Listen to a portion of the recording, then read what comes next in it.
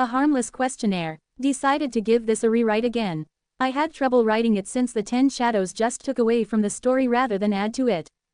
Late at night in his college dorm, Victor scrolled through the internet, reading his favorite Reddit posts or opening web novels he liked to read. Some were better than others, and some were not so much, but he did not care about the ratings. As long as he liked it, he would read it, and he did so across many genres. Eventually, he came across a questionnaire and decided to fill it out. Could be fun. If you could be sent to another reality, if given the chance, would you do it? Victor thought about it because his life was better than most people's. His parents were not wealthy, but they were undoubtedly well off. However, this reality was mundane, and the laws of reality were severe. If you were not one of the super wealthy, you were replaceable, so he obviously wanted out. Yes, I would. Once Victor answered that, his phone turned off, which confused him. His parents bought it for him last month, so he did not know what could have gone wrong. A bright blue portal opened under his feet before he could see if it turned on. What the F? Without even completing his curse, he fell along with his gaming chair. He closed his eyes as he felt his chair land roughly. He didn't open his eyes for a few moments, but when he did open them, he was standing in front of a guy in a bright green suit. He wore a top hat and a fancy cane, which reminded him of the Riddler. As if reading his mind, the man grinned even wider. Hey, Riddler, I will accept the praise. Welcome, young Victor of Earth. You must be wondering what the hell is going on, yes? Well, you are in luck. You are being chosen to be sent away to a new reality. Doesn't that sound great? The man began to tap dance, but Victor paid attention to what he was saying. The questionnaire was real. The man stopped his dancing before grinning, showing his completely emerald teeth. Yes, it was mine, by the way. I am Eldir, the god of gambling, and you are here to gamble. Victor recoiled. He was terrible at gacha games. The number of times he had pulled for an SR and pulled a rare was uncountable. I am terrible at gambling. Eldir laughed even more. Not everyone is good at it, Victor, but I ain't forcing you. You can refuse and be sent back. You will lose your chance at transmigration forever. Victor got up from his chair before he walked forward. I will gamble. How will we do this? Eldir smiled as he tapped his cane on the ground. In front of Victor, 3 items appeared. The first was a massive wheel with a lever attached to it. The second was a deck of 64 cards, and the third was a TV. Eldir grinned as he saw that Victor was confused. I will explain your gambles. The wheel is your first gamble. You can pull the lever once for free. If you want to spin it again, it will cost you something. This wheel will spin to countless possible powers, some can be quite powerful, others insignificant. That is why it is up to your luck. The second is a deck of 64 cards of different items. Some as insignificant as a bottle of water to the Omnitrix or Excalibur. The third is where the fun is. It will determine where you will go. I will turn it on, and it will randomly choose a reality to send you. It could be The Walking Dead, Warhammer, Marvel, Ben 10, or D&D. So, are you sure you will gamble? You could end up with the powers of Robin, with a stick in 40k where death is sure to come. Will you better go back? He started his mad tap dancing, but Victor did not cower out. He popped his knuckles before he walked toward the wheel. Let's do this. Eldir grinned as he watched Victor pull the lever. He saw the wheel spin at speeds so fast that he thought that even light could not match. That might have been his human mind not comprehending what he saw. It spun for a minute before it stopped instantly. Victor and Eldir looked closely to see what had been picked, and it seemed he had one out. Toji Fushiguro Heavenly Restriction. Damn, you lucked out. You get to be beyond superhuman at the cost of no curse energy. You could be a god if you end up in a lower level world. Or end up in a higher level world and become a more significant bug. Victor sighed, knowing that at least this was useful and he wouldn't be powerless. He was also used to no curse energy, so he would give up something he never had for something he also never had. Now he had the option for a second gamble, but he didn't take it. It was better to be quiet while he was ahead, so he walked over to the cards. When he reached them, Eldir waved his cane, causing them to shuffle rapidly before they floated upward. As I said, there are 64 options, but they are cycling through endless possibilities every 10 seconds. A good item could leave you and be replaced by a rock or worse. Will you wait and let them pass, or will you pick randomly? When they switch, they will shine, so be ready now. If you want to pick 2 items, you have to offer something up. Victor thought about it, so he asked before he took that chance. What do I have to give up? Eldir grinned. Something major, lifespan, emotions, some of your luck, or your memories. Victor sucked in a breath as he thought of that. Some of them were worse than others, but he knew something he could give up. What if I give up all my memories of my parents, siblings, and extended family? Eldir raised his head as he pondered on this. He raised his cane, balancing it diagonally across his finger. The cane then tilted to the right like a scale, making Eldir shake his head. Close, you need something a bit more. Victor nodded. I will throw in the memories of my girlfriend, and all my friends. I will give up all those memories of people important to me. As soon as he said that, the cane tilted into balance, meaning he had reached the desired price. Eldir nodded. You gain a second choice. Let the gamble start. The cards began to glow as they began their countdown. He could pick two, so he waited for the cards to make their first switch. When 10 seconds passed and they all shone, he looked them over before he made his first choice. He grabbed the very last card before turning it over. When he looked at the item, his face split into a grin. It was an image of a black dog with red eyes and a sword in his mouth, which he recognized. Yes, Canis Lycaon. Eldir stopped smiling as it meant that Victor had won big. Damn it, I wanted you to end up with something small. You got lucky, and your gamble won out. That was your free option, now it's time for your second. You have one more, the one you sacrificed for. Will this gamble pay out too? Victor glanced at the cards, which finished their second pass when another 10 seconds passed. He didn't reach out immediately, as this one would cost him the memories of everyone he held dear. With that, he made up his mind and he reached out and he picked the first card after a few cycles. When he turned the card around, his lips spread out into a grin that could match Eldir's. On the card was a silver cross burning in light purple fire. Incinerate Anthem, to Longinus off the bat. Thank you everyone, and goodbye. He closed his eyes as he knew these memories of everyone he cared about were about to leave him. Eldir, on the other hand, had his mouth wide open. Not fair, that is not fair. Victor ignored him though. When the gambling god stopped complaining, he sighed. You lucky boy. Your luck this time was extraordinary. You might have used all your luck for this though, let's see where you end up. Now Victor had a question. Wait, how will this work with the heavenly restriction? Eldir rolled his eyes as he was already annoyed. Your restriction gives up cursed energy. Mana is not cursed energy. These are two very different energies, so you can keep the restriction that gives you that super body while having the powers the dog and cross give you. It's so unfair. The last time someone bet, he got the powers of Führer Ugly, and the item he got was a standard condom. Then he got mad, offered up his positive emotions for a second try. He still failed and just got a wand from Harry Potter. Useless with no magic, of course. Victor recoiled at the knowledge that he heard. Where did he go? Eldir sighed. The Walking Dead. Last I checked, he used that condom out of spite and killed all the zombies while taking over the world. Victor shivered at the knowledge he got. He felt terrible for whoever that guy used it on. Eldir snickered. He was into men. Victor sent a prayer to Rick and the men of the Walking Dead. Regardless, Eldir walked over to the TV before pointing his cane at it. You ready, Victor? Once I turn it on, the TV will cycle through millions of realities before landing on one. It could be DXD, Marvel, DC, or the same world the previous guy was sent to. Where will you end up? 40K, Dune, Star Wars, or another Earth? Let us find out. With a tap, the TV began to cycle through millions of billions of realities, which Victor watched with bated breath. After a minute, the channel stopped cycling, and he looked at the title. DC, not bad. At least you're not powerless. Victor sighed with relief, as that could have been very bad. If it had been 40K, he could have been killed at birth or worse. As for Eldir, he stopped smiling. With a tap of his cane, the two cards in his hand floated before entering his head. When that happened, all the memories of his family, friends and girlfriend were sucked out of his brain, never to be remembered. The wheel sent a stream of energy into his chest, and before he could think further, Victor was pulled into the TV. His thoughts went completely dark for an uncertain amount of time. The first thing that Victor felt was the feeling of a small, wet tongue on his face.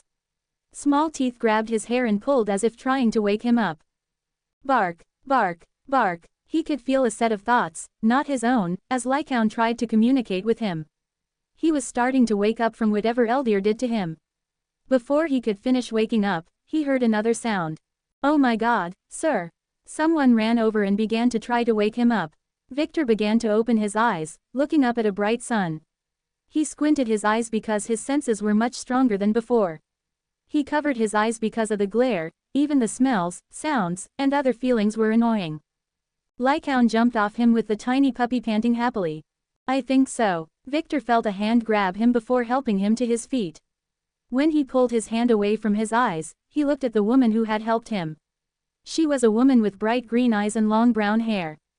She seemed concerned since he had been passed out in front of her house. He didn't focus on her but first looked down at Lycaon. The small dog had black fur, red eyes, and a red spot on his forehead.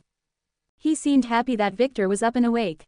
From what he could tell, Victor looked at his surroundings, seeing that he was in the middle of a city, one he didn't recognize.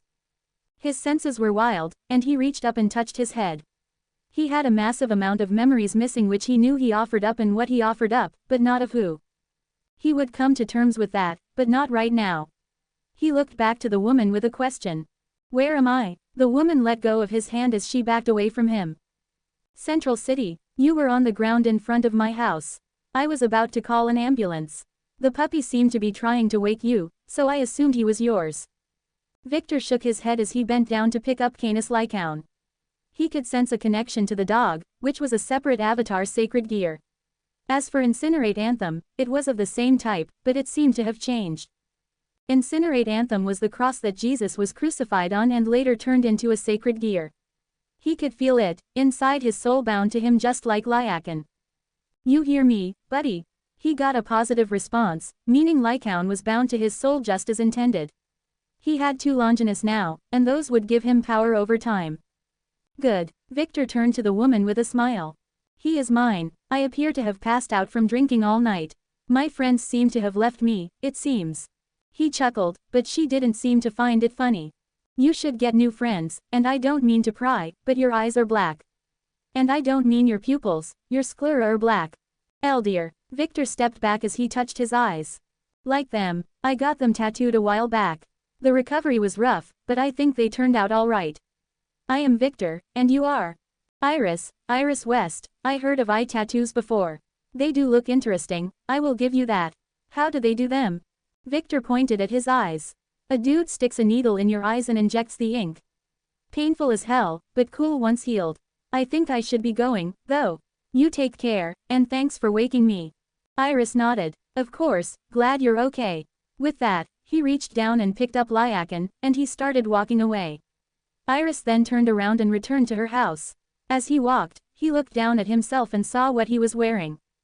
It was Toji's usual outfit, and he could admit that it was pretty cool. Now that he was awake and aware, Lycaon seemed quite happy. People would gaze at him from time to time. More, in particular, other men, because he was shredded now, and the dudes knew how to appreciate a good physique. More than he was before, so that was a gain. This new body was already paying off. 60 comments 0 vote. Living in Central City. After Victor left the dangerous place that was Barry's house, he continued to walk through the streets of Central City with Lycaon in his arms. He was still getting his fair share of attention, but not too much. So, other than a look here or there, because of his impressive height and physique, he wasn't standing out. Just as he was walking, another jogger running by ran in place next to him. Dude, how tall are you? At least 6 feet 4, right? Victor grinned as he could guess how tall he was. 6 feet 5. Sick. After a fist bump, the jogger ran on his way. Victor smirked as he gained an extra 3 inches from this new body. Being taller for a man was never bad, so he was beyond happy. For now, he gazed at Lycaon in his right arm. The puppy was panting joyfully while Lycaon was in his growth phase, and he was effectively a normal puppy. How is it going? My name is Victor. Bark. From their bond, he could tell that Lycaon was in a super good mood. According to the dog, he was just about to be sent from the Heaven Sacred Gear system when he got snatched away from it. Most of the seals on his power were removed when he was bound to Victor's soul. He was in such a good mood that it was visible on his face. A big cheerful puppy that could produce blades that not only cut souls but also ideas and concepts. That wasn't even talking about Incinerate Anthem that could produce holy fire that could kill demons, ghosts and cursed creatures. He was the worst enemy of demons, vampires, ghosts and other dark-aligned monsters. With Lycaon, even the limitless would be slashed apart much like the world slash of Sukuna. Though, since a separate avatar sacred gear like Canis Lycaon had its own personality, they had to be treated like a trusted partner to be effective. That was easy for Victor since he loved animals already and a powerful dog was perfect. You know what, just calling you Lycaon would work, but it is not personal. I am going to name you Yami, after one of the coolest swordsmen in animation, Yami Sukahiro. We should learn from him since he had some pretty cool darkness powers. How about it, divine killing dog? Yami started to bark excitedly as he loved the name. Now that he was seeing Victor's memories of Yami Sukahiro, he wanted to make the same moves. Possible since the uses of Lycaon could not just create swords, they would control the darkness, so Victor just needed the training to use his powers. Seeing that Yami loved the name made Victor smirk at how cute this puppy was. I can tell you like it. Now, what about me? Should I change my name to Toji or keep my name as Victor? I will be honest. I prefer to keep my name. Victor Fushiguro does not roll off the tongue the way I want. Victor Zenon sounds even worse. Yami shook his head as both of those options sounded terrible. As such, Victor made the choice not to change his name at all. Besides, Victor was a cool name, in his opinion. He also would keep his last name, Cromwell. It was his identity, and he didn't really want to change it. However, now he didn't have an identity in this new reality. Last he checked, Eldir had just dropped him off in front of Barry Allen's house. Unless, Victor started to touch his pockets until he found a wallet. He stopped and pulled his wallet out. Inside was $1,000 in $100 bills and an ID with his new face as Toji, with his name Victor Cromwell. There was even a small note written in green. Don't worry, your little head Victor, I sorted your identity beforehand. I was considering reincarnating you as a baby, but that seemed mean. So, I just sent you over as you were. Good luck and have fun. Victor smiled as Eldir was a fun god. Maybe I will meet him one day and gamble at higher stakes. First things first, I should decide what I will do in this new life. Now that he was here in the DC universe he had to think of the risks. There were powerful beings that called DC home and now he was here. He was also now on Earth which was the center of many large-scale events and wars. Unless he wanted to be at the mercy of others, he would need to grow his power. He had too powerful Longinus meaning that his limitations as a human were not going to be a problem and he had a good starting point with Toji's heavenly restriction. As such, Victor made up his mind to find a decent place to live. A hotel would only be good for so long so he had to find somewhere to live. He could do something more risky and go to the Justice League if they already existed. He wasn't a mass murderer or evil, at least he didn't think he was. Sure, he had said before that some people deserved to die and he would never be like Batman with a no-killing rule, but he was no Frank Castle. If he had to model his actions he wanted to take was to kill those that would never be redeemed. Someone like Joker was a prime example, but others like Mr. Freeze didn't deserve to die. Rather than keep thinking about his morals he did away with the plan to live at a hotel. It would just drain his money so he made up his mind to lie low until he got a better handle on his abilities. Once he had some means to defend himself he would come out and introduce himself to Barry. He would act as a magical hero as he handled his abilities and he could even try to learn magic from Zatara or Zatanna. Zatanna was an attractive woman and he obviously found her hot. There were other Justice League hotties and being labeled a villain wouldn't be all that fun. After he made up his plan, he looked down at Lycaon. Well, here is to our new lives my friend. While you mature we will practice to master our abilities. Then we will have a leg to stand on when we try to join the Justice League. If need be we can always leave the league when the time comes. Yami barked as it was a plan so he made his way away from downtown Central City. He wanted to get to the outskirts of the city where he could train in secret to get a handle on his two Longinus and heavenly restriction. When he finally arrived to the edges of Central City, he walked around until he saw a house with a for rent sign. The house was 2 stories with a driveway front and backyard so it was a good house. He jumped over the fence around it with ease before he walked toward the front door. He put down Yami before he pointed at the door. Think you can unlock it, booty? Yami barked before he turned into shadows and he entered through the bottom of the door. Victor heard the door unlock before it opened wide for him. On the other side, Yami had a hand of shadows extended which began to dissipate. Good job. Happy at the prize, Yami jumped into Victor's arms who stepped into the empty house. It would need some furniture and other equipment to make it livable, but for now it would do. Victor shook his head as he closed the door behind him and stepped inside. Yami jumped out of his arms before following behind him. He walked through the first floor where one of the bathrooms was, the kitchen, living room, and one of the rooms. On the top floor were 2 more rooms, one with a bathroom attached to it, meaning this was a pretty good house. After walking through the house, he returned down to the first floor in the living room. Well then, time to get started.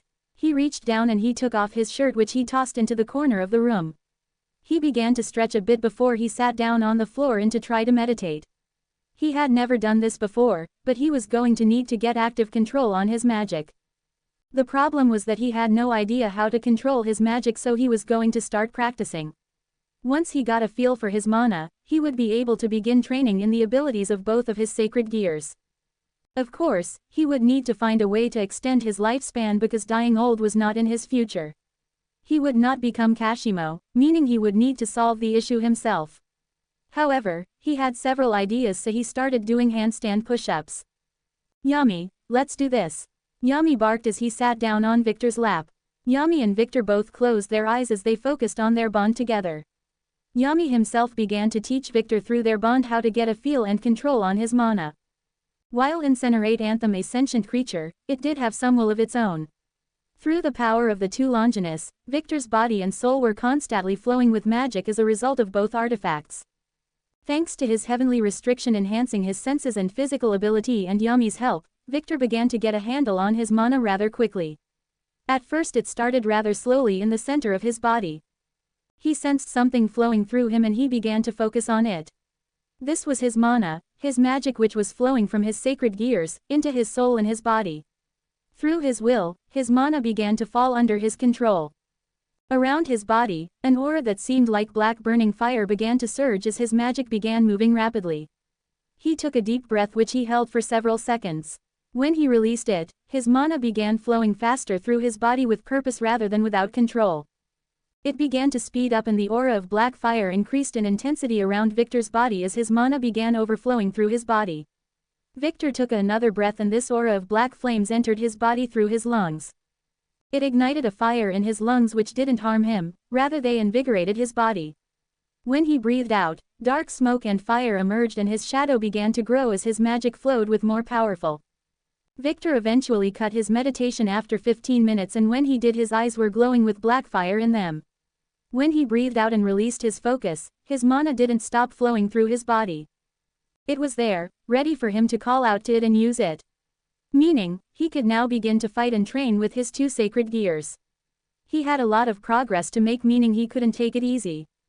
Yami jumped off his lap so Victor could get up. When he did, Victor raised his left hand in the air. Inside the palm of his hand, a dark purple fire began to burn flames from Incinerate Anthem around his neck. His second Longinus, which would allow him to control these fires, but that wasn't the only fire he had access to. He raised his right hand and in the palm of his hand a pitch black cursed fire burned. Under his will, the flames ran down his arms, enveloped his body and covered him in both. The holy and cursed flames didn't clash, instead he could feel them invigorate him, fill him with power. He could see it now, oceans of cursed and holy fire under his control. He could imbue the blades Canis Lyak and could make with these 2 flames, and there were many more abilities to draw out from both Longinus. Much less a fusion balance breaker, which in the future would allow him to be a true top dog in this universe. He was going to like life here where he could rise up and be one of the truly powerful. He was truly blessed to take the deal of Eldir, to do otherwise would have been foolish. 56 comments 0 vote.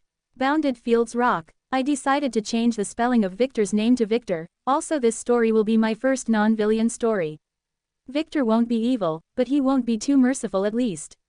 Most likely, Zatanna as a pairing since I like her. Once the cursed and holy flames covered him, he didn't feel any pain at all and instead felt that the flames enhanced his abilities. From what he could tell, his reserves of mana were innately rather large as a result of 2 Longinus. He could even feel mana flowing through the atmosphere, so he focused on the flames enveloping him and extinguished them by focusing. When the flames went out, he glanced over at Yami, who was watching the whole thing. Not bad for a first try, right? Yami nodded as he ran around Victor, happy that his partner had managed to gain control of his magic. Of course, just knowing how to use that was just the start, as he didn't know any true magic spells. He didn't know where to start, but he had a good idea. He bent down to pick up Yami before he asked a question. Hey, do you have any memories of your previous wielders? Yami nodded, his tongue sticking out as he did. Seeing that made Victor quite happy as it meant he could use the memories of Yami as a starting point to get a feel for some real magic. If he could unlock the secret of bounded fields from DXD, he isolate his training from prying eyes. With that, he could practice other forms of magic from Yami's memories like teleportation. Then again, there was a chance the magics from Yami's memories wouldn't work in DC, but he didn't think that was the case. Well then, let's work hard, shall we? With a confirming bark, Yami and Victor isolated themselves to focus on their training. Of course, the first type of magic that Victor began to practice was the most crucial of all, the method of making bounded fields. In DXD and Fate, bounded fields were ways to isolate a location or space from the outside world through magic. In DXD, they were one of the most common ways to keep the supernatural hidden from the non-magical. According to Yami, the process of creating a bounded field wasn't overly complicated. The creation of bounded fields was taught to most supernatural entities, and the process didn't even require spatial magic, otherwise they would be ludicrously hard to cast.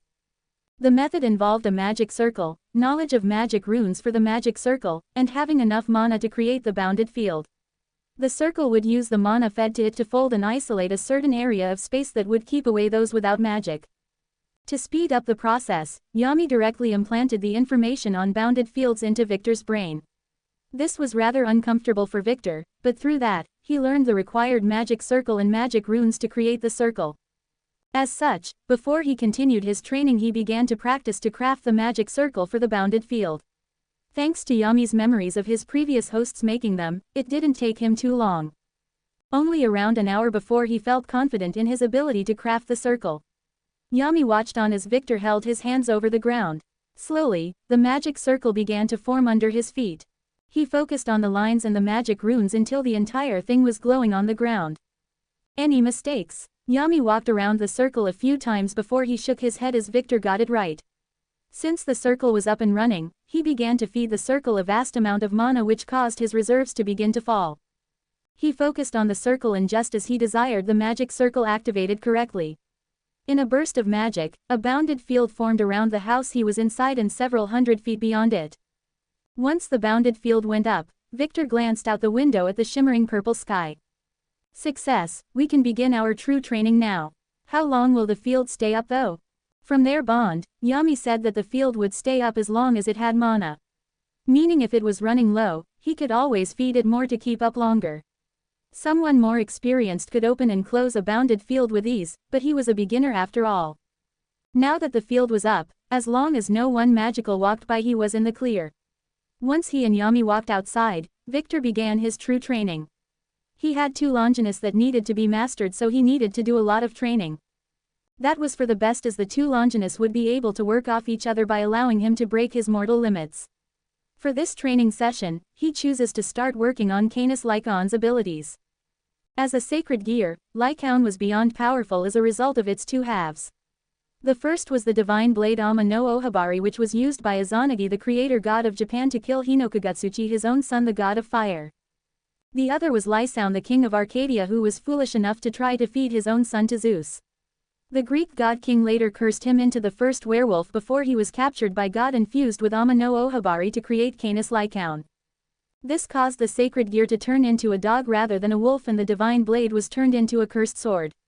As a result, Lycaon was blessed with multiple abilities, the power to create bladed weapons from any shadow that could cut through anything. Souls, magic, barriers, ghosts, gods, it didn't matter. Once mastered, thanks to Ama no Ohabari and its creation, Lycaon could cut it. Then the ability to control cursed fire, and shadows, and that wasn't taking into account the balance breaker. As such, Victor focused on his connection with Yami to start practicing. First he began to channel his body before he spread his arms out. His shadow under his feet began to grow larger and under his complete control. The shadows began to flow over him before he began to direct them with his mind. He pointed his hand down, and from the shadows burst out a long black longsword. He had never held a sword before, but when it entered his hand he seemed to have an instinctive feel for them. Must be the heavenly restriction. With a blade in hand, he focused on the blade, causing black and purple cursed and holy fire to climb up the blade. The shadows wrapped around his arms and back as he ran forward. Thanks to the enhancement of the shadows and the mana in his body, he was blindingly fast. He swung his sword vertically, launching a slash of both fire types, meaning a mix of holy and cursed flames. He increased his grip on the handle before he swung the blade almost 20 times in a second, each time launching a slash of fire. He spun around before throwing a roundhouse kick. To extend his range, the slashed out from his leg. Thanks to his heavenly restriction, his ability to control his own body was incredible. With a smile he did a backflip, something he could do, but it was so much easier. When he got back to his feet, he looked at the sword in his hand before extinguishing the fire he enhanced it with.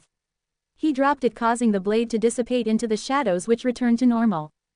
Hold up, he had an idea as he focused on himself, and his theory was correct as he fell into his own shadow. When he did so, he could swear he could feel the darkness around him. A dark shadow began to swim around, which was him inside the darkness. When he wanted to leave, he just focused and he was spat out of the dark, which would be very powerful in the future. His first try at some of Canis Lycaon's abilities was a success, but it was just the beginning. He continued to practice on his weapon control, as that was one of the biggest aspects of the sacred gear. The cursed fire and the shadows were only complementary to the god-killing blades. As for Incinerate Anthem, the Holy Cross' entire power was to create massive amounts of holy fire that could kill dark-aligned beings with ease. Not just that, the flames could be warped into constructs which he wanted to practice with. As it turned out, he could turn the flames themselves into weapons and not just coat his blades in them. Mastering his two sacred gears to the point of fusing them would take time, but it would be time well spent. When he was done training, he brought down the bounded field, feeling a bit more confident in keeping himself safe. Currently, he was sitting inside the empty living room with a smile on his face. It was his first session, but already he was feeling a fire burn in his chest. He wanted to get back to training, but it wasn't time. He stood up before looking at Yami. Come, let's go get some food. We also need to steal some essentials. A bed, fridge and couch. I can figure out the rest. With a happy face, Yami followed him as he left the house. He first went to the nearest grocery store where he spent over $200 in groceries. He then dropped those into his shadow in secret. After that, he used his newfound shadow powers to secretly steal a few things. First and foremost, a king-sized bed, a couch, fridge, TV, and then he spent another $120 to buy some clothes. Once he had his ill-gotten goods, he returned to the house he was squatting in. There he set up the bed, couch, fridge, and TV. While he was out, he also found out what the date was. It was April 18, 2015. He would need to do a bit more research and acquire a phone, which meant he needed money. Fighting crime in Central City wasn't going to be easy with Flash running around, but there had to be other ways to get money. He sat himself down on the bed after he placed on the sheets he bought alongside his clothes. You know, just because Flash is here, doesn't mean there isn't crime. I can take the money off criminals to pay for my other requirements. Yami curled up on the bed, so Victor decided to try his luck out at night. Of course, not any time soon, as it was better for him to continue his training. After eating a meal, Victor continued his training with a new bounded field. He also wanted to learn more about the previous wielders of Yami, who some happened to be proper mages. He wanted to learn their knowledge, which would help him become a mage of some kind. Magic would make his life so much more convenient after all, so that is what he did. As such, for the next month, he kept to himself and in secret. As he continued his training in his sacred gears, his mana reserve continued to grow. His body became stronger and his control over the powers of his sacred gears increased. Even his mastery of blades began to grow, which included longswords, spears, axes, and other weapons he could create from Canis Lycaon. As for Lycaon himself, the god-killing dog began to grow larger as his connection to Victor grew. Victor also learned a few more spells from Yami, including teleportation, which was a crucial spell for any self-respecting mage. Of course, it had a problem, as he could only teleport to places he knew the location to. One being the house he was squatting in and several places in Central City. While he was still not ready to make himself known, he at the minimum decided it was safe to venture out into Central City at night. It was time for a new vigilante to move about. 74 comments, 0 vote. Stealing from thieves. A month following Victor's arrival into the DC universe, he had continued to make progress in secret. During that month, he had pushed himself hard non-stop, and in doing so his natural mana reserves continued to increase. As a result of the pressure of containing two Longinus in his soul, he could push his physical abilities beyond that of his heavenly restriction. Thanks to that starting point, his body was already superhuman, and his senses, instincts, and general ability allowed him to learn at an accelerated pace. As a result, in 1 month he had made considerable progress to reach his current level of ability. As usual, he had created another bounded field around his stolen house where he was in the middle of a spar with his only sparring partner. Yami, the former puppy now double his old size, was holding a black sword in his mouth. As for Victor, in his right hand he was holding a dark longsword, and the two of them were jumping into the shadows before popping out of another shadow. Victor and Yami charged at each other before they began to swing their swords at each other. The darkness around Yami's feet burst outward and launched toward Victor like dark spears. To counter, Victor's own shadow grew and solidified into a dark shield stopping the spears. Victor jumped over the wall of solidified darkness before he kicked off it to launch himself at Yami. The black dog jumped into the air and he moved his sword from the left side of his mouth to the right. He jumped into the air and he swung his sword against Victor's midair. The two leviated in the air, before they disengaged and jumped away from each other. Victor spun midair before landing on his feet, which Yami copied perfectly. Yami was a much better swords dog than Victor was, but then again, Yami was a literal sword in the shape of a dog. Victor wasn't ashamed to admit that he was only holding his own since Yami was training him. Well fought. Yami and Victor dropped their swords, which burst apart into shadows. Yami launched himself at Vicor, who caught the black red-eyed dog in his arms. Yami flipped around, showing off his belly for scratches that Victor gave to him. "Thanks, pal, you're a good dog." Victor was proud of himself as in 1 month, thanks to Yami and his Toji ingrained instincts, he had gotten the handle of swords faster than normal. He felt pretty confident in going out to face the criminals of this world, but the issue was Flash. This was Central City and Flash was literally a flash away from being anywhere. That is why he was going to play it smart and act after dark. With plenty of shadows, he could retreat before anyone found him, much less the Flash. Of course, he wasn't going to be flashy about it either, so that is why he decided to take a cue from Batman. He set Yami down before he looked at the watch he stole from a guy who got tossed out of a bar for disorderly conduct. It was a cheap digital watch, but he just needed it for the time. It was currently 6:30 p.m., meaning that sunset wouldn't be for another 2 hours. He put down his arm before he walked back to his house. After he got inside, he snapped his fingers and brought down the bounded field. He walked toward the couch, which he dropped onto. He sat himself back on the couch before he focused on the feeling of his mana. His magic was always flowing through his body, filling him with strength and energy and increasing his reaction speed. Not just that, it fueled all his abilities from Canis Lyakin to Incinerate Anthem. Speaking of that sacred gear, he had made some progress in controlling the flames. He held his hand up to the air and a light purple fire burned in the palm of his hand. Under his control, it changed form into a serpent which coiled around his hand, to a scorpion, then a dragon. He raised his right hand where a black cursed fire from Canis Lyakin tried to merge with the flames of holy flames of Incinerate Anthem. Of course, problems started, as while the two fires didn't clash, they didn't mix. They just swirled around each other, but it was a step in the right direction. For the next 2 hours, he continued to toy with the flames he could control before he gave up. When the sun finally went down, he stood up from his couch with Yami at his side. He glanced down at Yami before he smiled. "Let's see if we can't find some criminals to stop." Yami barked with an excited bark which made Victor happy. He focused on his mana and he opened a shimmering magic circle under his feet. Over the last month, he had walked around all of Central City, so he teleported closer to the business district. Despite the danger of committing crime with the Flash protecting Central City, some still were either desperate enough or simply arrogant and did it anyway. Victor and Yami appeared on the roof of a jewelry store as some foolish robbers tried to rob the jewels inside. Their boss was a meta-human who thought he was invincible, but the Flash put him down easily. As for his gang, the Flash tied them up and left them for the police before leaving. Flash was always active since the Speed Force caused him to not require 8 hours of sleep. Flash could get away with very little sleep, so he often came out at night when his police radio went off. Victor, to hide his identity, waved his hand, causing the shadows to rise up his body. Under his control, the shadows solidified into a streamlined set of black armor. This way, his identity would remain secret even if a camera saw him. Following his example, Yami did the same thing, creating a dog-shaped set of armor to hide his features. It would be pretty damning if the police recognized Yami, so with that, the two of them began their first night patrol. They used the shadows to travel at a quick pace, and they were superhumanly fast, able to travel across rooftops to keep a high vantage point. For the first hour, they didn't see anything until Victor spotted something.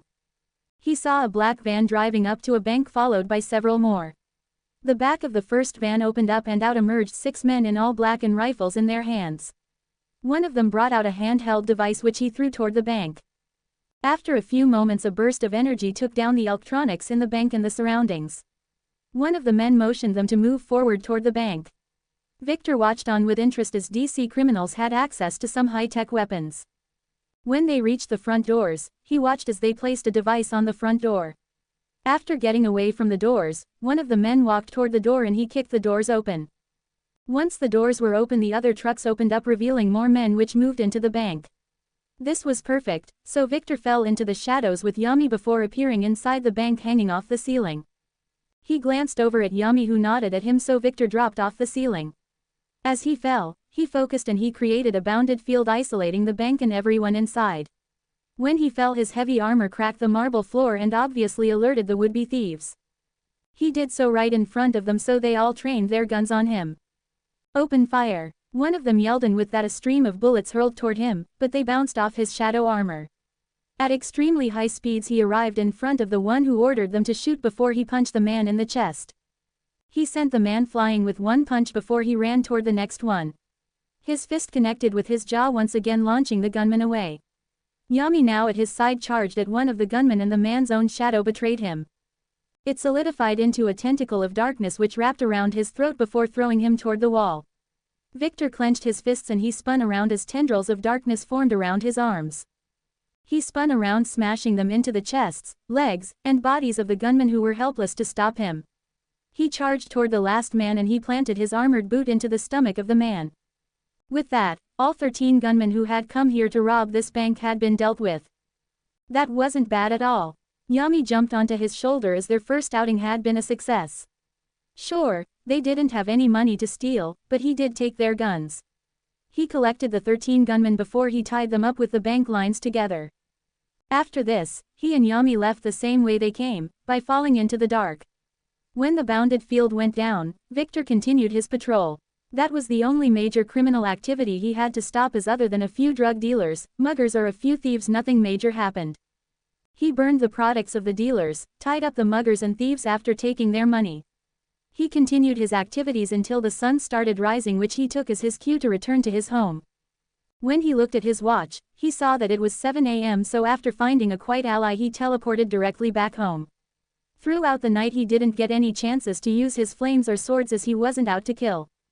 He could probably have done so, but he knew that would get him labeled the enemy of the League.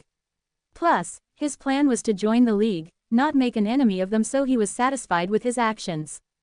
When he teleported into his home, he smiled to himself as his armor fell apart into shadows. Yami did the same, and if Victor had to say so, he got a good haul of stolen money. Around $2,345 across multiple drug dealers, muggers and thieves he had punished. He took what they stole, which meant he would be able to keep buying his food to cut his need to steal. After he fell onto the couch, he glanced at Yami with a smirk.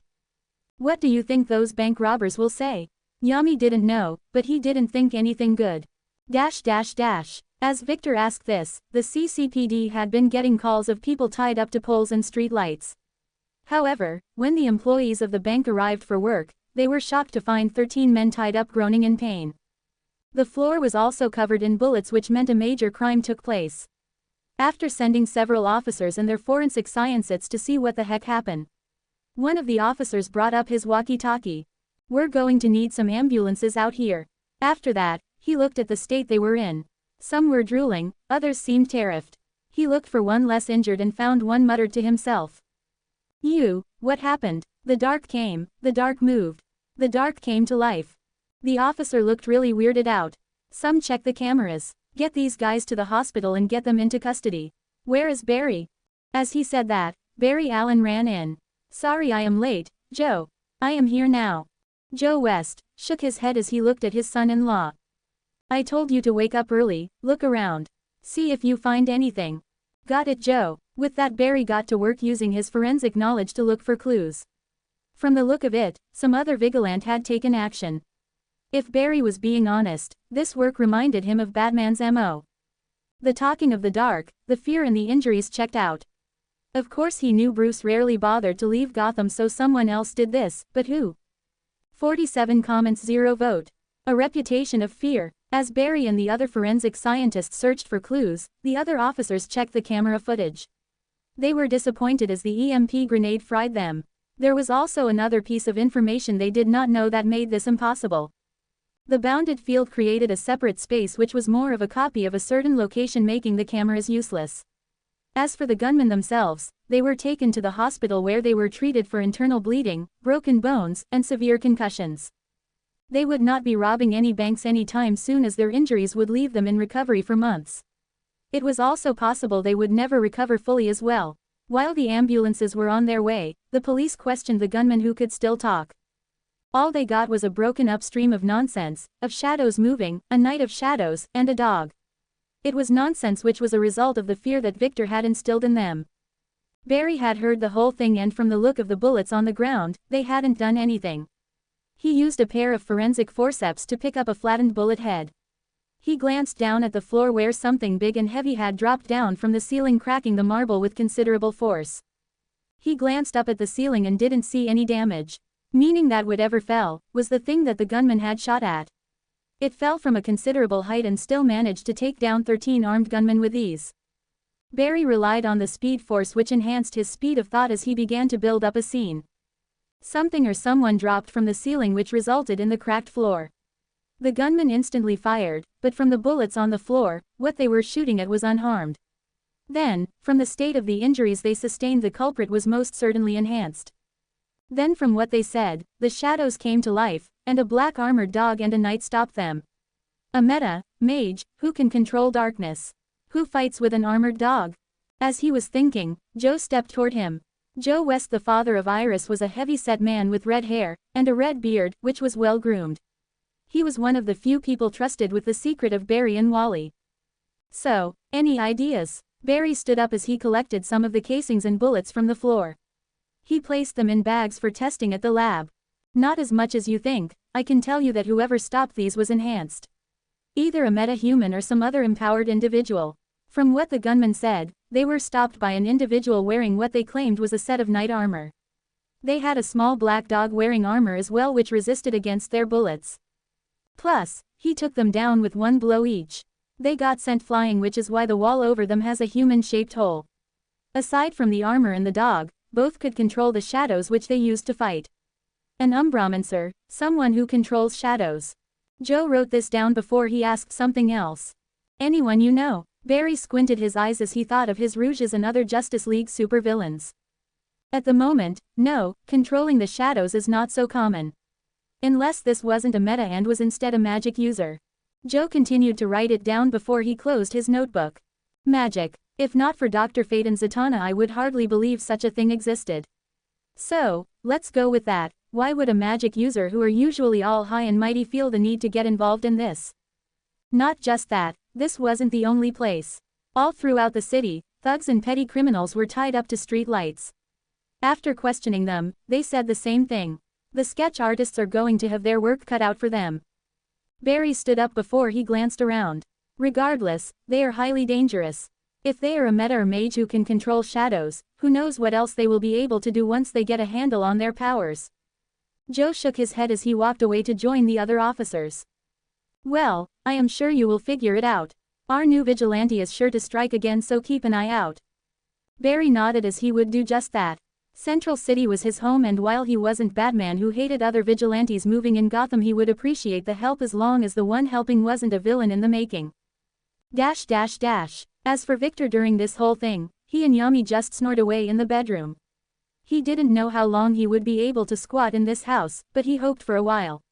However, as he slept, Incinerate Anthem, which had taken the form of a silver cross that hung from his neck, shifted as he moved. As he slept, the cross constantly released a holy aura that, now that Victor had some power to his name, had grown stronger. While Central City wasn't known for ghosts, wherever lots of people lived there were bound to be people who could not pass on. Drawn by the power of the cross, a few of these wandering spirits drifted toward Victor and Yami. The ghosts, feeling the great aura of holiness radiating from the cross, reached out for what they felt was their salvation.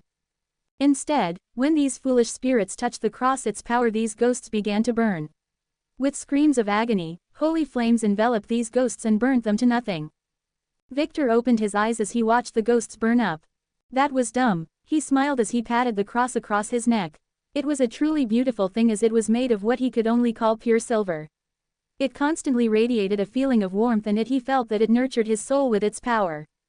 Plus, the cross was also sentient in a different way to Lyakan.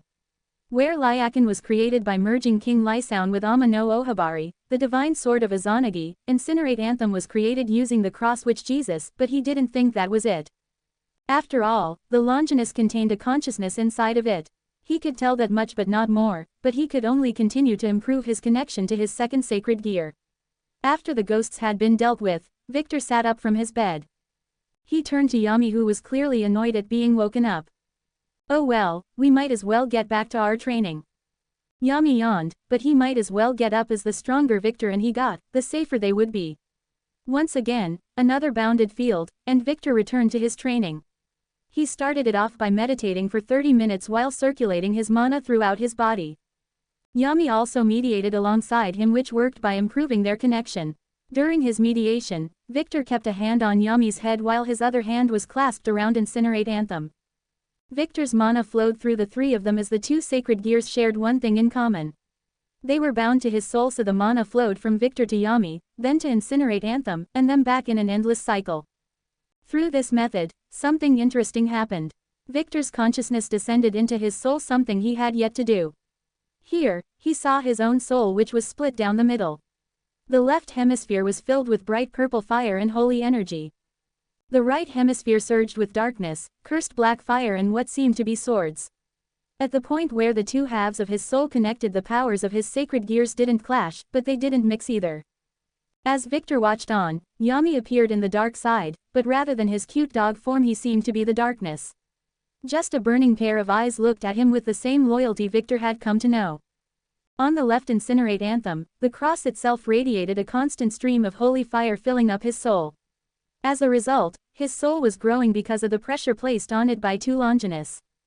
However, the cross, which seemed to be made of holy fire much like Yami, changed shape. A pair of burning eyes glanced at him with great interest. When Yami and the other eyes glanced at each other, there was no animosity or anything. The power of the two Longinus just were not ready to combine properly, as he needed to push his connection to both. He turned around to look at the consciousness of Incinerate Anthem, the one he had yet to communicate with. This is our first true meeting. First, I would like to say nice to meet you. I hope to get to know you better in the future. In this world, the three of us will need to work together to survive. After he said his words, the consciousness of Incinerate Anthem seemed happier. He could feel it through his soul. He also felt that Yami was happy that he would have another partner and hopefully a friend. Victor also learned something. Where Yami was male, the consciousness of Incinerate Anthem was female. Of course, he didn't know her name, but Walburga called her the chief mourner, whatever that meant. While Victor wanted to remain in his own soul, keeping this state going drained his mana by the second. It seems our time will be cut short. This seems like good progress. With that, Victor's consciousness returned to his body. He felt his head hurt as his mana had fallen dangerously low, but he felt it was worth it. He had grown his bond with not just Yami, but Incinerate Anthem. He could feel that the woman who was fused with the cross was someone important. Why did God fuse her with the cross Jesus was crucified on? Who was she? He would get those answers in the future, but not now. As he got to his feet, he glanced down at Yami before he increased his grip on Incinerate Anthem. Well, then, we got a long way ahead of us. Yami barked, and he could feel that Anthem agreed with him. That is what he would call her until he got her true name. Until then, it was back to training as he could recover his mana while he practiced his swordsmanship.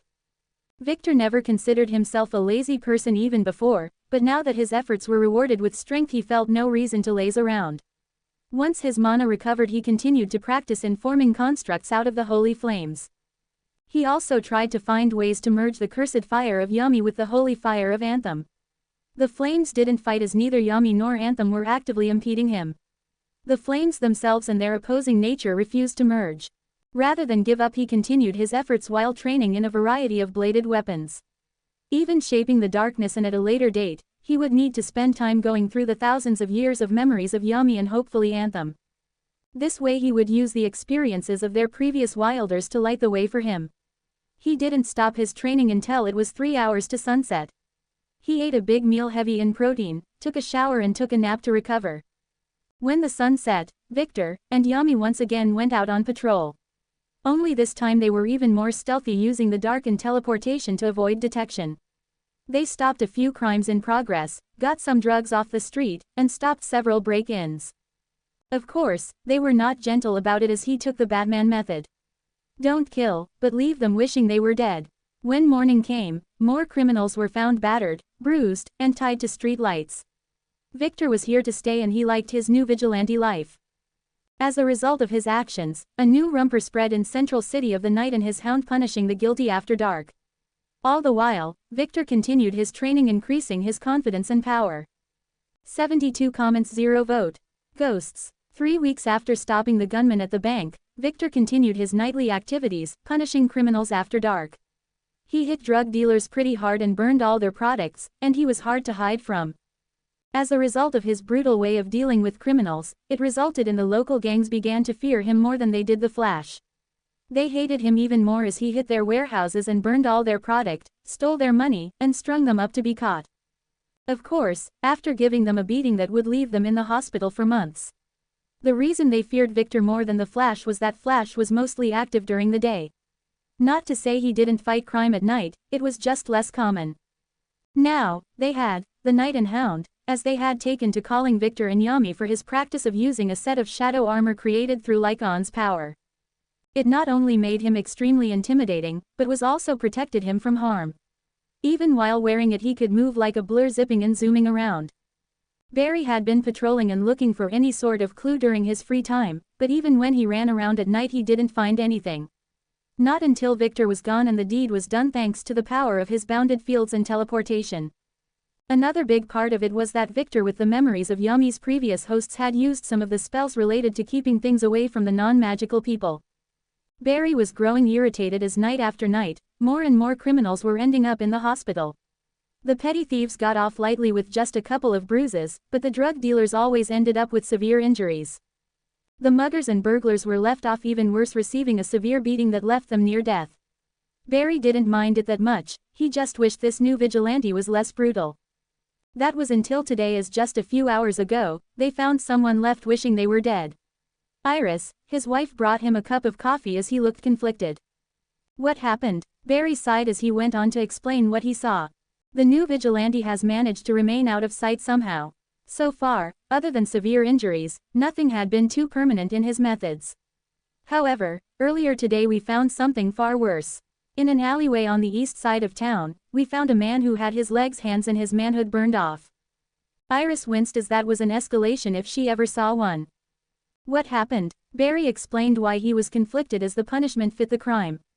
The Knight and his hound got to him. They found the guy when he was trying to force himself on a homeless child. From what the kid told us, he had been grabbed and dragged into that alley. As he screamed for help, Knight dropped down from above and saved him. Told him to run away and call the police. By the time we got there, the deed was done. He mutilated and threatened to come back if he didn't confess to his crimes. Iris could tell Barry was conflicted.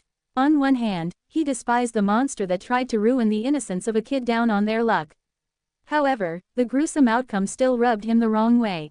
I am not even sure what I would have done if I had seen that. Send him to prison only for him to get a slap on the wrist. Child predators get off easy in the justice system. This way he won't hurt another child. Iris sat next to him before she placed her hand on his back. You are struggling to feel bad despite the crime. Barry nodded. Morally, this was too far, but in my head, this was for the best. Iris looked at her husband before she asked him something. What do you think about this new vigilante now? He saves mutilation for the worst offenders, but is it going too far? Barry shook his head as he didn't think so. Red Hood kills, Damien has killed before, Ollie in his early days killed, Diana still kills from time to time. Hal Jordan is a lantern, does what he needs to out in space, and Orion has no hesitation either. Big Barda from her time in the Furies of Darkseid doesn't have an aversion to kill. Arthur also does not have a no-kill rule. It's just the shock factor that really took me for a loop. When I meet this guy, I won't hold it against him. Iris felt that was for the best. Because he has done good for Central City.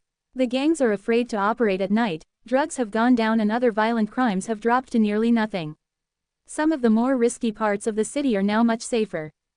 As a reporter for Picture News, I have been interviewing people who live in Central City and the area's night has been active.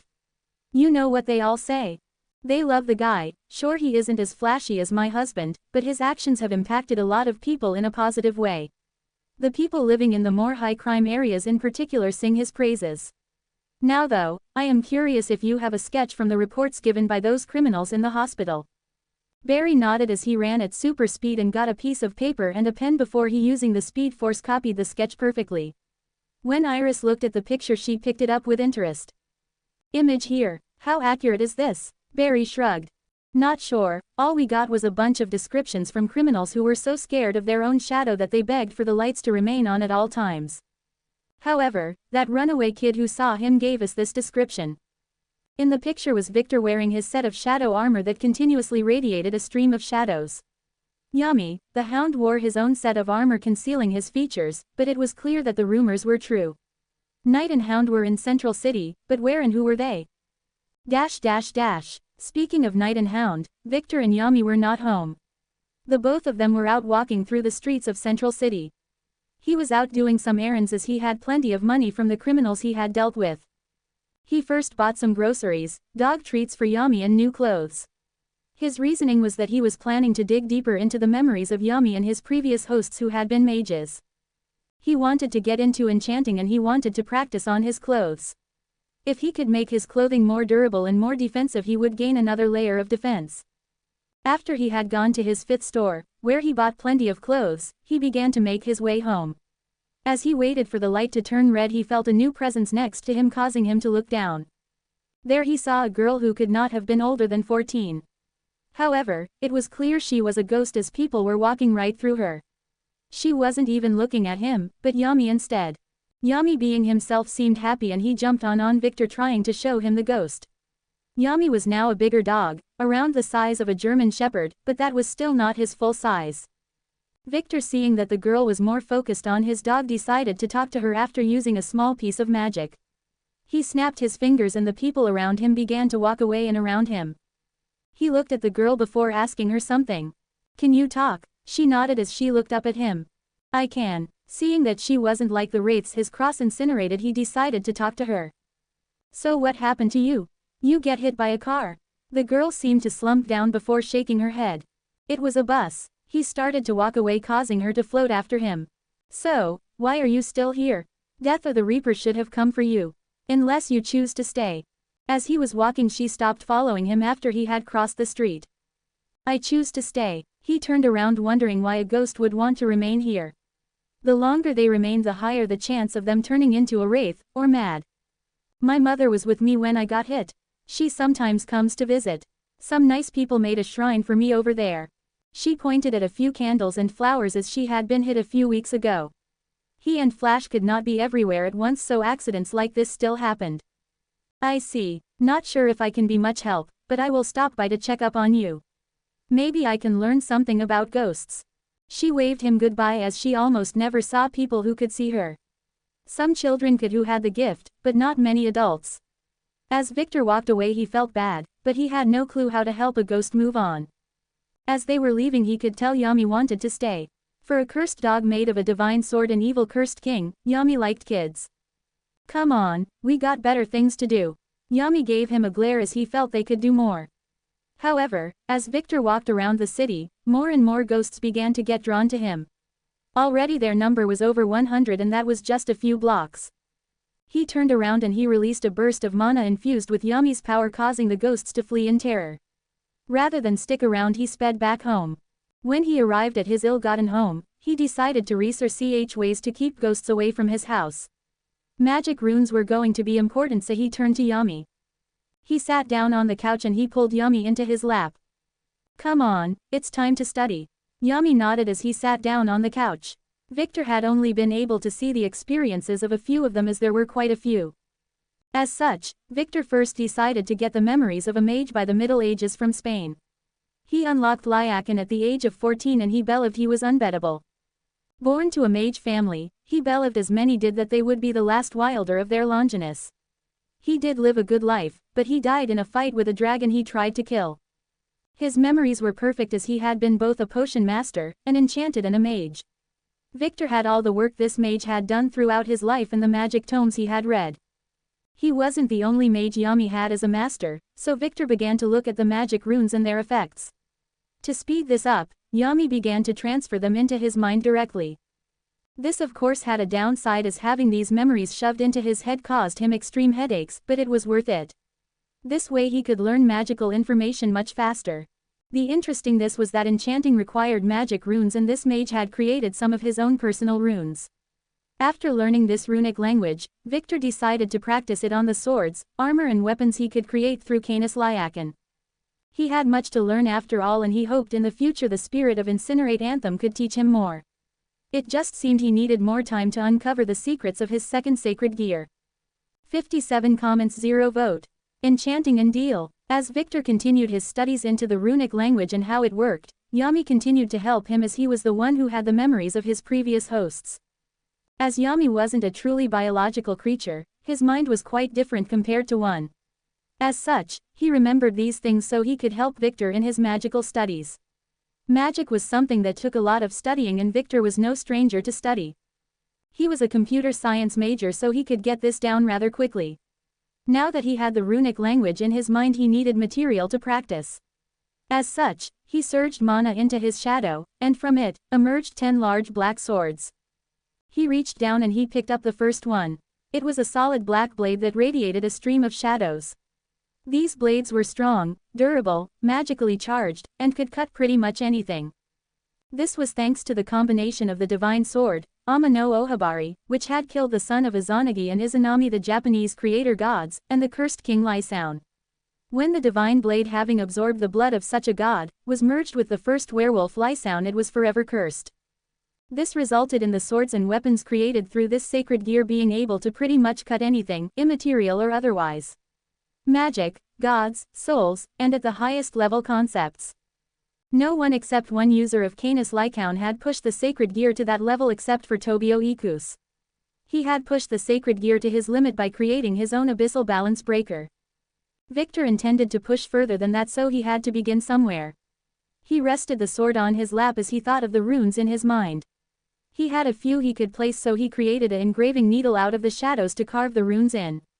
He could place runes of sharpening, self-repair, unbreakable or any other, but some of those would be useless. Swords made through Canis Lycaon already were self-repairing, and their whole point was to cut through anything.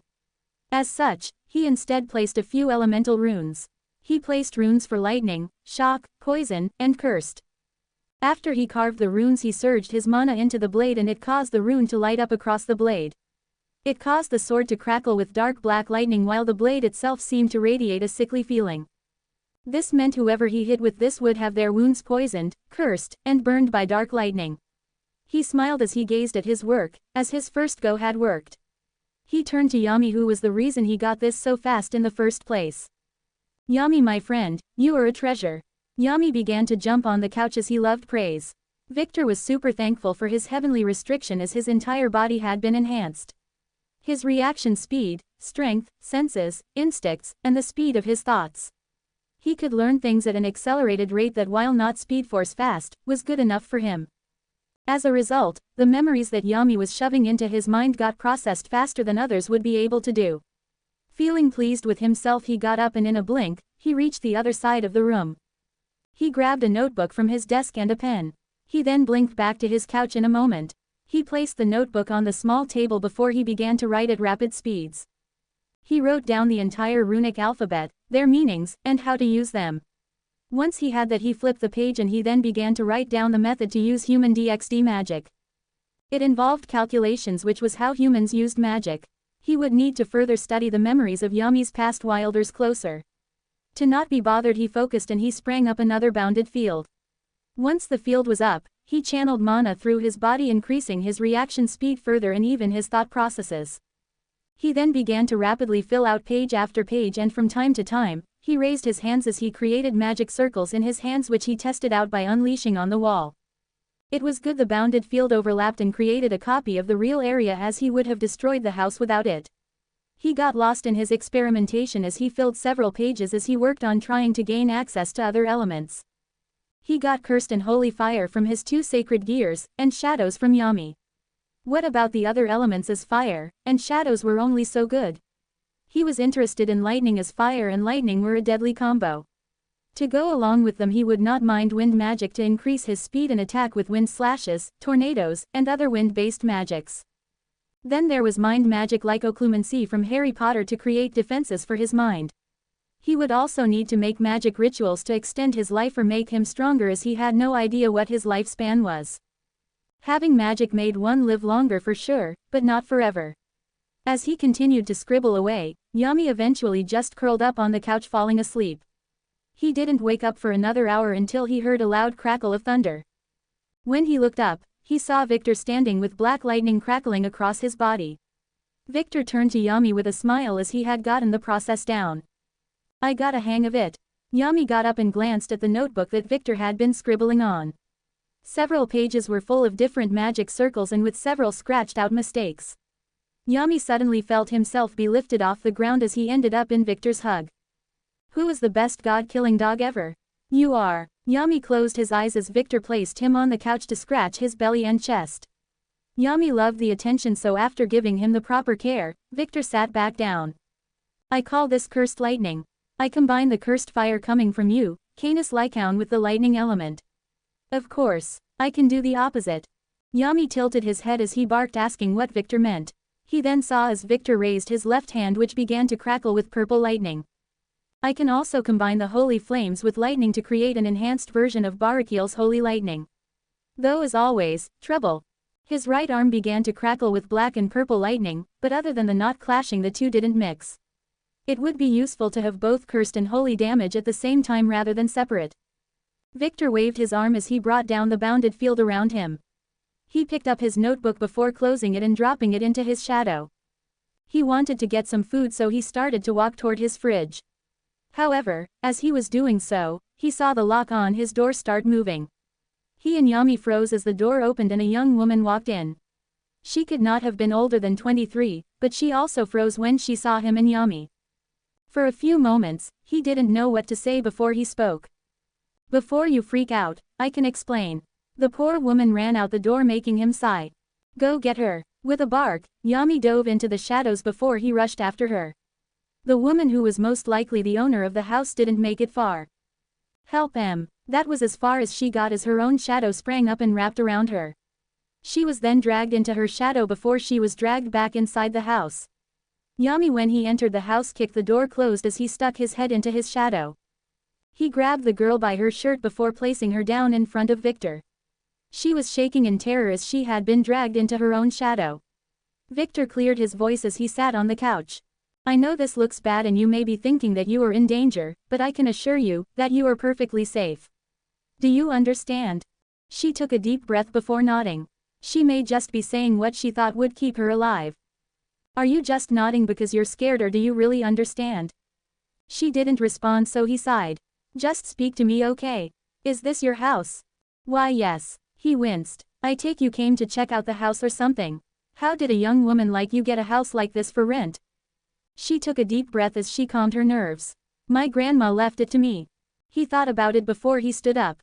"I get the picture, my bad for breaking in. I didn't damage anything as I quite like this house. If you need rent money, I got money to pay for the time I have been here, but you will need to keep it on the down low since I didn't get it the legal way." She sat up as it didn't seem he was going to kill her. You could never tell with super-powered individuals, as some were frankly unhinged. "Why are you in my house?" He shrugged. "I needed a place to live. You see, I am working as a vigilante here in Central City. I am the new guy, but since I told you, you are stuck with me. I can't simply let you go." He rubbed his hands as he looked down at the girl. She went pale as she thought he was going to use her knowing his secret to keep her under his thumb. "I didn't hear anything, nothing at all. Please don't hurt me." He shook his head as he was just making a joke. "I never intended to. I'm trying to be a hero here." She squinted her eyes, feeling a bit more brave. If he wanted to be a hero, he wouldn't kill her, right? A hero who breaks into houses, and drags girls into shadows and rubs his hands at her. He shrugged. I said trying, not that I was all good. Besides, I could just erase your memory if this ever happened. I am quite new to this magic, you see, so I could erase your memory of your family too. He began to lower his hand toward her face, causing her to close her eyes. I promise not to say anything. He stopped, causing him to smile. A promise with a mage is a big thing, miss. What is your name? She gulped as he gave him her real name. Lorna Dane. He glanced down at the girl who had long black hair, and a very pretty face, as comic fictional characters tended to be. She shared the same name as the daughter of Magneto, but probably just a coincidence. Right. I see. Well, Miss Dane, let's make a deal. He kneeled down and stuck his hand into his shadow before he pulled out a stack of $100 bills he stole from a warehouse from some gangsters. I will give you this, $100 bills, or $10,000. You will sign a magic contract with me, swearing you will not tell a soul about me. Otherwise, you will lose your voice and your vision. In exchange, you get $10,000 and I get to keep living here. Fair. She once again felt nervous. Magic. He nodded. I am a magic user, that is Yami by the way. My magic familiar who eats souls. Bark. She glanced at the dog on the couch, who was certainly no normal dog. She got to her feet, no longer planning to run away. She could really use that money, as that was why she wanted to rent this place to pay off her student loans. She could sell it, but she wanted to live here eventually, and her grandma just died. Why will I lose my voice and eyesight? Don't these contracts usually end in death? He had a reason for this, and a good one. Death is easy, becoming cripples is more of a deterrent, right? So, will you agree to my deal? It's $10,000 for free, and all you got to do is say nothing and look the other way. From the look of it, the money he was waving in front of her face was working. Now, he wanted to see if this girl was really Lorna Dane and why the hell she was in DC and not Marvel. I originally just used the name Lorna since picking names is tricky, but then I decided to just roll with it. Fanfics are the times to play around after all. 20 comments, 0 vote. A deal struck. Victor kept on moving the stack of cash in front of Lorna's face until she caved under the pressure of her current financial situation. She reached out with open hands before she accepted his deal. I will do it, I will keep your secret. I really need that money.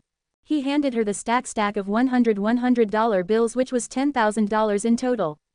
He was pleased that he didn't have to brainwash her, as he was still curious about something. Before I let you go, you are going to have to sign a contract with me. Now, repeat after me. I, Lorna Dane, swear on my soul to never speak, write, or in any such way talk of Victor Cromwell or his powers to another without his consent. She looked at the money in her hand before she did as he instructed. I, Lorna Dane, swear on my soul to never speak, write, or in any such way talk of Victor Cromwell or his powers to another without his consent.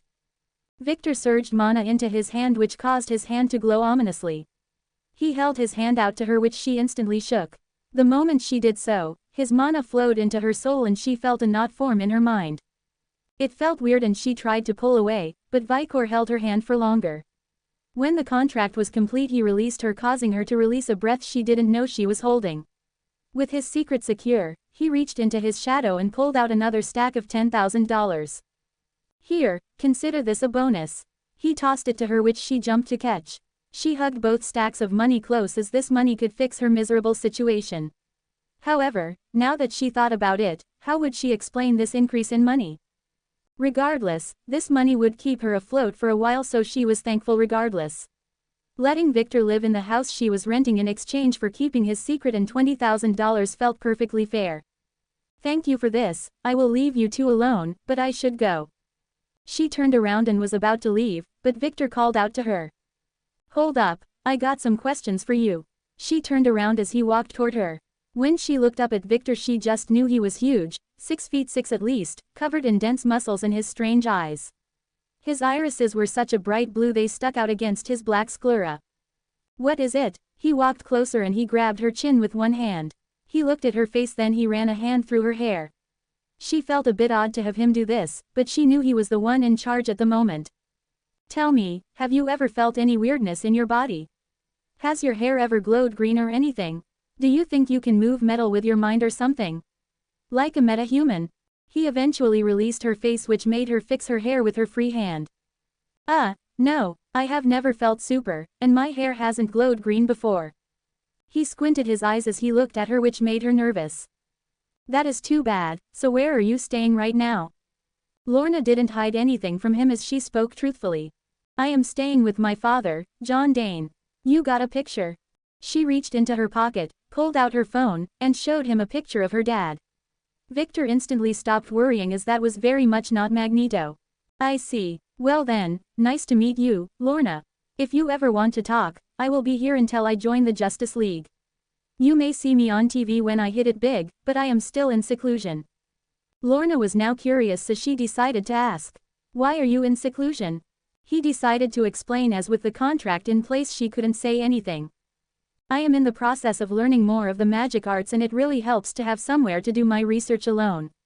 As for why I am being a vigilante, it is a good way to reduce crime at night and I get to prevent drugs from being sold in Central City.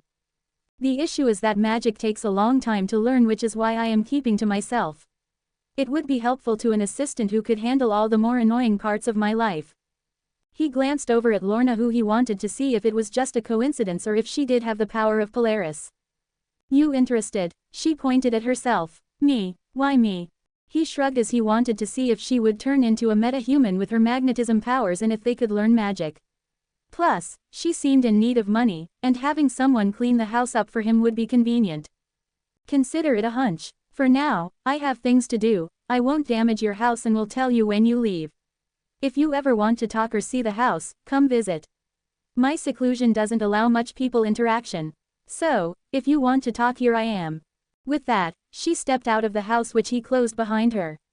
When she was out of the house, she took a deep breath before calmly walking away. Along the way, she kept thinking of Victor, Yami, and the fact in the back of her mind she could feel the contract she made. She opened her mouth and thought of talking of Victor and she instantly felt the contract tighten. It was a warning, which made her swear to never speak of him to anyone. However, when she felt the money she had in her bag, she smiled as this could be her way out of financial trouble. If she had to be the assistant of a scary mage and his soul-eating dog, why not? She instantly turned around and since she hadn't gone far, she was back at the house. When she knocked on the door, Victor instantly opened it. You forget something. She shook her head. No, I thought about it and is your offer still open? The one of your assistant? He nodded. It is. She smiled as she tried to ease her nerves. I accept, I will be your assistant. He glanced over at Yami before shrugging. Welcome aboard, I guess. I don't have anything for you to do now as I am not a messy person, so just keep in touch. I don't have a phone, but you know where I live. You can come during the day as I work at night. Oh, and how old are you? 23. When he heard that, he was surprised that she shared his exact age. He had just turned 23 as well, so it was a bit perfect. Me too, and before you think I am some old mage who is staying young through magic, I just started learning magic 2 months ago. He had arrived in DC in mid-April and now it was early June. Hearing they shared the same age made Lorna a bit less apprehensive. Got it, I will stop by tomorrow. With that, she really went home, which she would not tell her father about. Otherwise, she would go blind and mute. Once she was gone, Victor had to find a way to see if she had the metagene or not. Much like the X gene, some people had it and the cause was that burning Martians, the true Martian race, had experimented on early humanity. They then got split into green and white Martians as they were too powerful by the Guardians of the Universe. Once Lorna was gone, he returned to the house before checking the time. It was still 5 p.m. so he still had more time to continue his training. He waved his hand and opened another bounded field, and this time he went outside. When he looked at the shimmering purple sky, he smiled as he could go wild in bounded fields. They also made it impossible for others to track him down without them being magic users as well. He decided to spar with Yami for a couple of hours as it was good to always practice his basics. Yami could tell what he wanted, so, with a grin, a large greatsword emerged from the shadows which Yami took into his jaws. Victor created a claymore which he used to get into a combat stance. Yami lowered his center of gravity before shifting the sword in his mouth to his right side. Both of them lunged at the other at blinding speeds.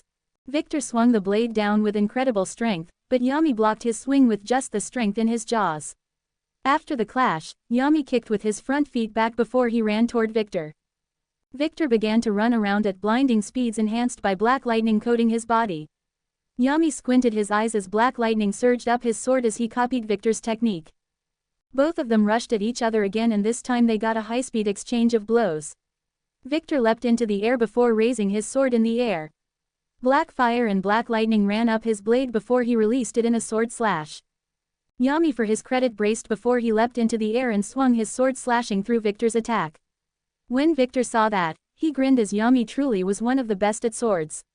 With just his mouth and teeth, Yami could maneuver a sword with insane skill. After cutting through Victor's attack, Yami formed shadow wings before arcs of black fire burst behind him. Victor copied him, but this time he used holy fire, causing almost angelic wings of purple fire to appear behind him. Mid-air the two clashed, causing black and purple fire to fight without stopping. Purple and black lightning followed suit as the two of them went fully wild. During the fight, Victor began to think of something. The holy fire of Incinerate Anthem was made by combing light and fire like Barakil did for holy lightning, but enhanced by the holiness in the cross itself. Could he just use light by itself without the fire? As he thought that, he could feel his second sacred gear and the consciousness inside react to his desire. The left side of his soul reacted, causing his left eye to glow bright white. Behind Victor, almost 50 spears of light formed, which Yami noticed. He squinted his eyes as from behind him, 50 spears of pure darkness formed. The two of them charged forward while their spears hit each other, causing explosions of light and dark magic exploding around them. The battle ended when their swords struck the other. Victor and Yami both did away with their wings and weapons, causing them to fall toward the ground. When Victor landed, he opened his hands and caught Yami in midair. "Well done, buddy." Yami grinned, causing his toothy dog smile to be seen. Victor sat down, causing Yami to jump in his lap. As Victor scratched the back of Yami's ears, Victor focused on his second sacred gear, which had reacted to his desire. He raised his left hand and he created a spear of light, meaning he had gained the opposite element that Canis Lycaon gave him. Meaning he now had light magic, darkness magic, cursed and holy fire, lightning, and maybe more in the future. He reached up and grabbed Incinerate Anthem around his neck. "Thanks." He didn't get a response, but he could swear he felt that the spirit of the sacred gear was pleased with him. Deep in the left side of his soul, in the core Incinerate Anthem, the spirit merged with the holy cross, gazed out at Victor. Most Longinus, even if they didn't have a creature merged with them, were slightly sentient. Incinerate Anthem was fully sentient and had been observing Victor until now. However, not just Victor, but the second sacred gear bound to the same soul, which had split Victor's soul in half. Lycaon, which inhabited the right side of Victor's soul, was powerful, one of the strongest sacred gears made by God. Unlike Lycaon, which was made from a god-slaying blade and the first werewolf, Incinerate Anthem was created from the merger of the Holy Cross and the soul of an angel. When Victor had used pure light magic, he had tapped into the power of the angel merged with the cross. A good feat of power, and he hadn't even achieved a balance breaker just yet. She did wonder how far he could push with two Longinus. Regardless, it would be interesting to watch. "Show me how far you will go." She then closed her eyes and went back to sleep. It wasn't time to meet Victor personally yet after all. This is my own take on the Incinerate Anthem. A seraph merged with the cross rather than something else.